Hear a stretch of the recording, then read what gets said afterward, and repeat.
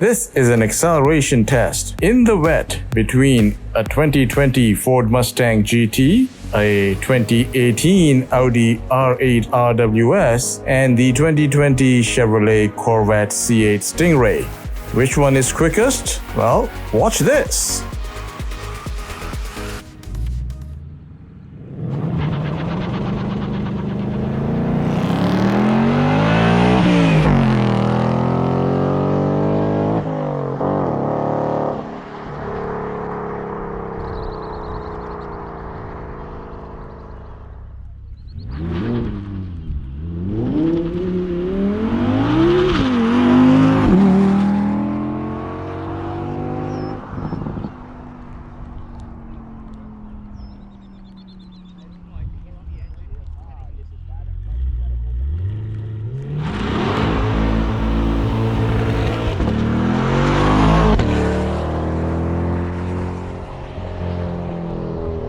Wow, the Corvette seemed to be in a league of its own in the wet.